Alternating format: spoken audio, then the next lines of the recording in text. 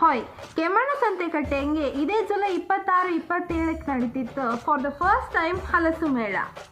ಈ ಮೇಳದಂಗೆ ಹೆಂಗಂತ ಹೇಳಿದ್ರೆ ವೆರೈಟೀಸ್ ಆಫ್ ಹಲಸಿನ ಹಣ್ಣು ಅಂದರೆ ಎಲ್ಲ ಕಡೆ ಭಾರಿ ಬೇಡಿಕೆ ಇರುವ ರುದ್ರಾಕ್ಷಿ ಹಲಸು ಮತ್ತು ಚಂದ್ರಬಕ್ಕೆ ಹಲಸು ಕೂಡ ಬರ್ತಿತ್ತು. ಅಷ್ಟೇ ಅಲ್ಲದೆ ಮ್ಯಾಂಗೋ, ಲೀಚಿ, ಅವಕಾಡೋ ಅಂತ ಡಿಫ್ರೆಂಟ್ ವೆರೈಟೀಸ್ ಆಫ್ ಹಣ್ಣುಗಳನ್ನ ನೀವು ಕಾಣ್ಲಕ್ಕ, ಅಷ್ಟೇ ಅಲ್ಲದೆ ಪರ್ಚೇಸ್ ಕೂಡ ಮಾಡ್ಲಕ್ಕ.